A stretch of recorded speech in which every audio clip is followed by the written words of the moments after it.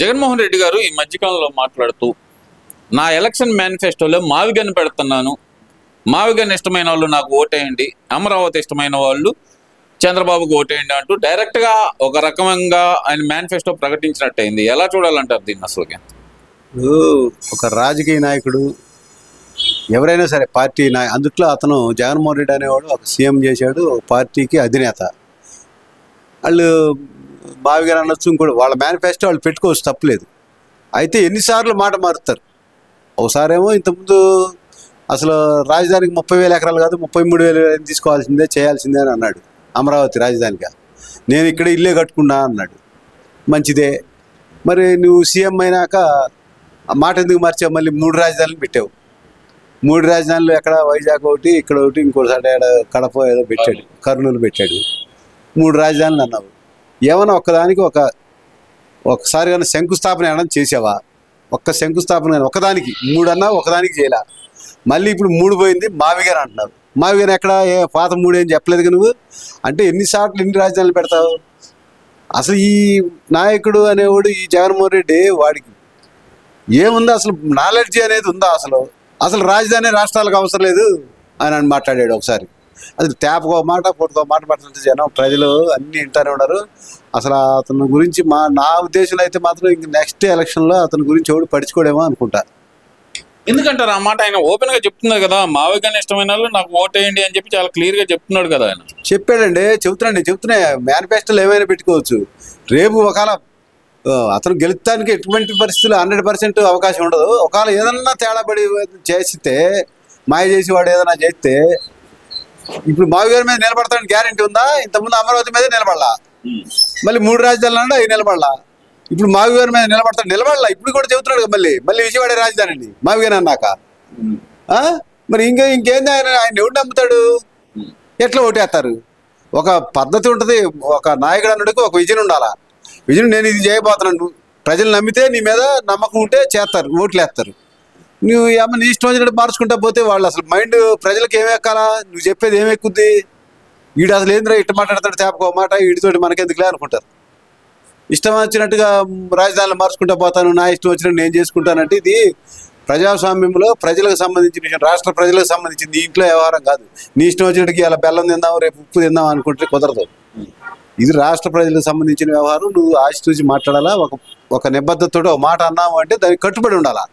ఆ కట్టుబడి తను నీ దగ్గర ఉన్నప్పుడు నిన్ను ఎవడు నమ్ముతాడు అసలు?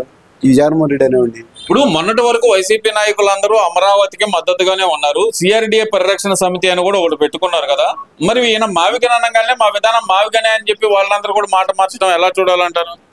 ఏం చేస్తారు వాళ్ళు? ఎటు కూడా ఈ బొత్స సత్యనారాయణ లాంటి వాళ్ళు, లేకపోతే సజ్జలగాడు లాంటి వాళ్ళు, ఇట్లాంటి వాళ్ళందరూ ఎటు వాడికి దారి లేదు. ఏ పార్టీ వాళ్ళు రానిరు. ఇంకేం చేస్తా? గతి లేక ఏమో వాడిని పట్టుకుని వీలేడదాం, వాడంటే ఉంటే అయితే అవుతాం, లేకపోతే లేదు అనే పరిస్థితిలో ఉండరు వాళ్ళు. అంతే. వాడు చేసేది తప్పుడు మాటలని అన్నీ తెలుసు వాళ్ళకి. తెలియని వాళ్ళు కాదు, చిన్నపిల్లలేం కాదు వాళ్ళు.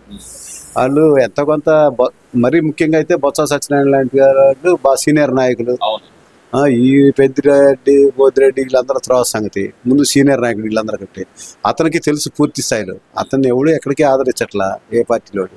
ఏం చేస్తాడు? ఇక వాడిని ఆ జగన్మోహన్ రెడ్డి అనేవాడినే కనిపెట్టుకుని కూర్చున్నారు. దానికి ఏదో వాళ్ళ కాలక్షేపం కావాలా. రాజకీయ నాయకులకి ఎవరికైనా సరే ప్రజలతోటి మమేకమై ఇదివరకు ఉండేవాళ్ళు, ప్రజలు రోజు వచ్చిపోతా ఉండేవాళ్ళు, రాకపోతే వాళ్ళకి పిచ్చి ఎక్కుద్ది.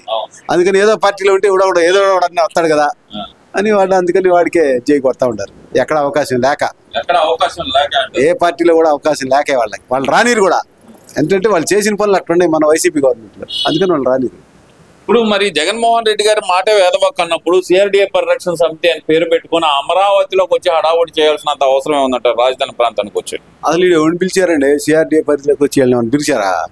పిలవకుండా వీళ్ళు ఏదో అనుకొని వచ్చి ఏదో ఒకటి గోల్ చేయాలా, రచ్చ చేయాలని చెప్పేసి గవర్నమెంట్ మీద ఏదో ఒకటి బుర్ర జలాలనే ఉద్దేశంతో వచ్చారు తప్ప రౌడీ మొక్కలు వేసుకుని వచ్చి ఎవడన్నా రాజధాని రైతులు ఎవడన్నా ఉన్నాడా? సరే పోనీ ఆ రోజు రాజధాని రైతులందరూ ఎదురుపడ్డారు మిమ్మల్ని రానియకుండా. మరి మిమ్మల్ని పిలిచిన వాళ్ళన్నా మీకు వెళ్ళి ఉండాలిగా. ఇగో మేము పిలుచుకొచ్చామయ్యా, మీరు ఎందుకు ఆగండి, వాళ్ళు చెప్పుకునేది వాళ్ళు చెప్పుకుంటారు, మేము పిలుచుకొచ్చాం, మా బాధలు మాకుండే అని ఎవడన్నా చెప్పాడా? ఎవడు చెప్పలా. అయ్యాక వీళ్ళు 10 మంది రౌడీలు వేసుకొని వెళ్ళి గుంటూరు నుంచి ఆడ పిచ్చి వాళ్ళని వచ్చే వాళ్ళని అందరూ తీసుకుని చూసాక ఆ రోజు ఎవరు ఉండారో ఏందో కూడా పేపర్లో అంతా క్లియర్గా పలానాడిని ఈ రౌడీ బ్యాచ్ వేసుకొని వెళ్ళి మీరు ఎవరు రాజధాని రోజుల మీద దౌర్జన్యం చేద్దామనే అమరావతికి పొలాలు ఇచ్చిన వాళ్ళ మీద దౌర్జన్యం చేస్తారు వీళ్ళు. అసలు ఇది ఇంకా బుద్ధి రాలా వాళ్ళకి, వైసీపీ వాళ్ళకి ఇష్టం వచ్చినట్టు చేయటం ఏదోటి అరదడి సృష్టించాలా, రాష్ట్రంలో పరిశ్రమలు రాకూడదు, ఇట్లాంటివన్నీ చేసి ఏదో అడ్డుకోవాలని చూస్తున్నారని. రాష్ట్రంలో పరిశ్రమలు రావాలి అంటే ఒక విజయవంతమైన నాయకుడు ఉన్నప్పుడే వాళ్ళందరూ ముందుకు వస్తారు. మీరు 5 ఏళ్ళు మేము పరిశ్రమలు చేసి రాకుండా అసలు పరిశ్రమలు ఊసెత్తారా మీరు గత 5 ఏళ్లలో?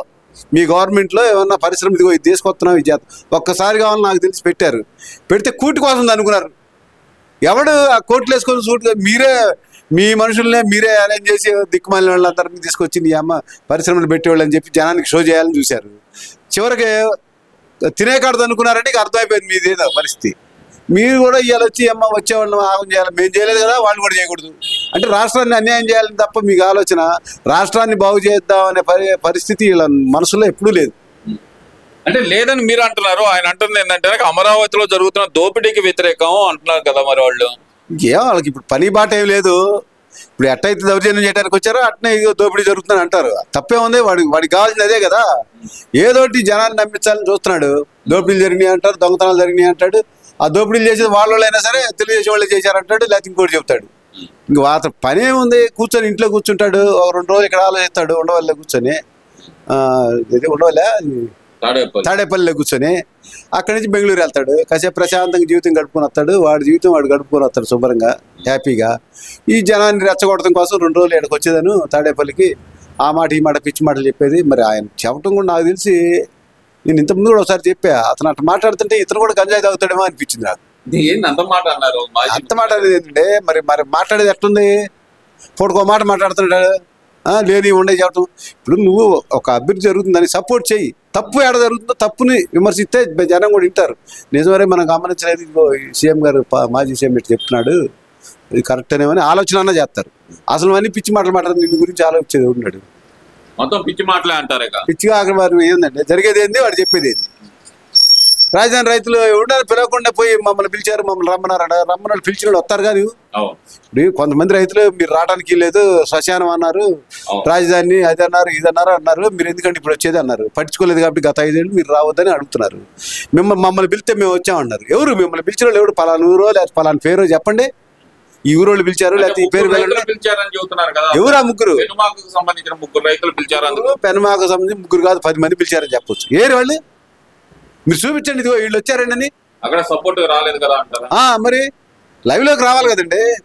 పిలిచినోడు ఇప్పుడు నా ఇంటికి భోజనానికి పిలుస్తా సార్, భోజనానికి పిలిచినప్పుడు నేను లేకుండా పోతానా? ఉంటారు కదా మీరు. పిలిచినోడిని వస్తున్నారని సంగతి తెలిస్తే ఉంటానా లేకుండా పోతానా? ఉంటారు, మీరు అక్కడే ఉంటారు. మరి వాళ్ళు కూడా ఉండాలిగా. మిమ్మల్ని ఎవరైతే పిలిచారో రైతులు వాళ్ళు ఉండాలిగా మీ దగ్గర. ఏరి మమ్మల్ని పిలిచారని చెబుతారు. ఏరు అసలు ఎంత నాటకం. రాష్ట్రాన్ని అబాస్పాలు చేయాలని, రాష్ట్రం అభివృద్ధి చెందకూడదనే వీళ్ళ ఉద్దేశం ఎంతసేపటికి కూడా. వీళ్ళు చేసే కార్యక్రమాలను బట్టి నాకు అనిపిస్తుంది. Thank you.